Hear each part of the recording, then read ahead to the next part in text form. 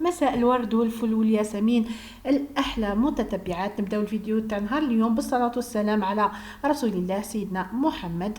اليوم إن شاء الله راح نقدم لكم طريقتي في تحضير قراطة، طريقة جديدة ويجي بنين بزاف بزاف. صدقوني البنات يجي هايل. الكول طاجين جبن الكول تاعو مختلف تماما، حتى اللي ما يحبوش لا الكول تاع الشوفلور ولا البروكلو نقول لكم جربوه على ضمانتي، نجح 1000%. وردوا لي الخبر. راح نروح دركا المقادير وطريقة التحضير ونقولوا بسم الله. هنايا اول حاجة نديروها في مقلاة حطيت قطعة تاع مارغرين تاع زبدة ولا سمن، وحطيت مغرف كبيرة نتاع زيت، زدت معاها حبة تاع بصلة اللي كنت قطعتها مربعات صغيرة جدا، ما تربيوهاش قطعوها هكذا، رشة تاع ملح، وحطيت الكل فوق النار يتقلى حتى تذبل البصلة تاعي.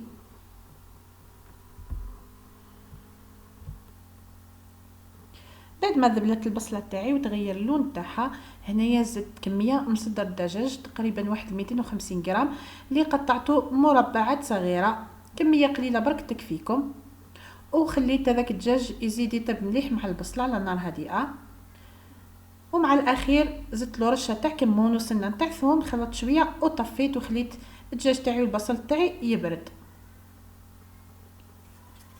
هنايا رحت الوقت اللي كان يبرد فيه وجدت كريمه الجبن تاعنا، درت كاس تاع حليب معاه مغرف كبيره تاع فرينه ومغرف كبيره نتاع زبده، خلطتهم بارد في بارد وحطيتهم فوق النار مع التحريك المستمر حتى عقد الخليط تاعي. وبعد ما عقد نحيته حطيته على جنب. زدت له نص كميه من كريمه طازجه اختياريه، انا استعملت هذه السعر تاعها معقول والذوق تاعها هايل. وزدت بيضه كامله، حركت مليح، زدت الملح وزدت شويه فلفل كحل. وهنايا بعد ما برد الدجاج تاعي والبصل زدت له كميه من الشوفلور ولا البروكلو اللي كنت فورته. هنا ما ننصحكمش تغليوه في الماء، راح يفقد هذيك الحلاوه تاعو والبنه تاعو. انا هنايا فورته على البخار، يعني طيبته على البخار وخليته يبرد تماما، وزدته فوق هذاك الدجاج والبصل، وزدت معاهم كميه مليحه نتاع المعدنوس، وبديت نزيد في البيض بالتدريج. انا هنايا استعملت 3 بيضات، وزيدوا الملح حسب الذوق.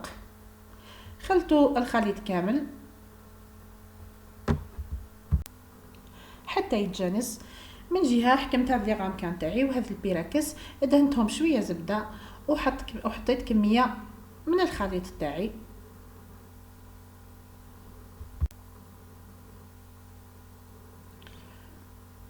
كانت عندي كميه من الجبن الطري، جبت هذاك الجبن تاعي. انا هنايا استعملت جبن شاف بذوق لافاش كيري، قطعته لمربعات صغيره وعملت ثقوب في الكراتان تاعي كما راكم تشوفوا، وحطيت في كل ثقب قطعه من الجبن. هنا البنات باش كي تقطعوا الكراتان تاعكم في كل قطعه راح تلقاو طرف تاع جبن. هذه طريقه عمليه جدا. حتى هنايا كملت مع هذوك لي غامكان تاعي بنفس الطريقه. من بعد جبت هذيك الكريمه تاعي خلطها مليح. هاوليكم هنا ما تردوهاش على النار البنات، يعني كي ديروا لها هذيك البيضه ما تردوهاش على النار. شوفوا كيفاش تجي خفيفه، لازم تجي هكذا خفيفه. هنا حطيتها على الوجه تاع الكراتان تاعي، ودرت نفس الطريقه مع باقي لي غامكان. نعطيكم واحد لاستيوس مليحه بزاف. هنايا الوجه قبل ما ترشوه بالجبن رشوه بكميه مليحه نتاع لا شابيور ولا الخبز المرحي، وبعدها ديروا الجبن المبشور تاعكم. انا هنايا استعملت قرويار، هذا لا مارك فريكو، ننصحكم بها يجي بنين بزاف. ولا ممكن تستعملوا شيدار، كاين شيدار اسمه نابوليتان، البنه تاعو هايله والسعر تاعو معقول، يعني يذوب لكم بكل سهوله. وهنايا خلاص بعد ما درت الجبن تاعي ولا شابلور ندخلو الكراتان تاعي للفور حتى يطيب من التحت ويزيد ياخذ هذيك التحميره من الفوق. هاوليكم هنايا الكراتان تاعي بعد ما طاب، شوفوا اللون تاعو كيفاش جاي شهيب. هذيك بلاستيوس اللي قلت لكم عليها نتاع لا شابلور تعطيلو قرمشه من الفوق وفي نفس الوقت تعطيلو لون هايل. هذو لي غامكان تاعنا صغار كيفاش جاو، راح نزينهم مع بعض.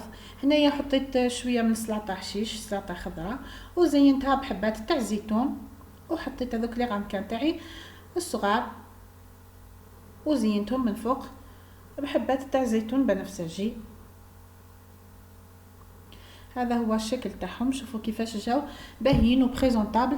والبنه نخليكم تجربوه وتقولوا لي رايكم. الطعم تاعو رائع، حتى اللي عندها ولادها ولا عائلتها ما يحبوش البروكلو جربوه بطريقتي راح تشوفوا الذوق تاعو يجي هايل، يجي كيما طاجين جبن. الذوق هذاك تاع الكريمه هذيك اللي درناها من الفوق مع الذوق تاع البروكلو مع هذيك التتبيله تاع الدجاج، يعني مذاق ولا اروع. هذا هو الشكل النهائي تاعو. ودركا راح نروح مع بعضنا نقطعوه باش تشوفوا القوام تاعو من الداخل.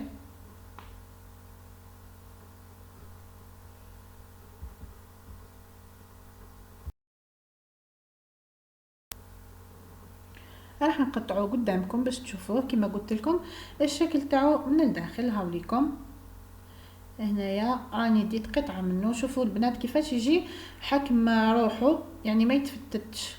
وفي نفس الوقت الطبقه هذيك اللي من فوق تجي كريميه وبنينه بزاف بزاف. هاوليكم الجبن كيفاش جا، هذيك لاستيوس اللي عطيتها لكم باش كي تقصوه كل قطعه يجي فيها شويه من هذاك الجبن. هذا هو الشكل نتاعو، الريحه تاعو هايله هايله والذوق تاعو ولا اروع. جربوه رانا في وقت الشوفلور ولا البروكلو، وخليوا لي رايكم في التعاليق. ما تنساوش جيم للفيديو، ان شاء الله يكون عجبكم الفيديو تاع نهار اليوم واستمتعتوا به. نخليكم حبايب قلبي، نلتقي في فيديو ثاني ان شاء الله، في امان الله.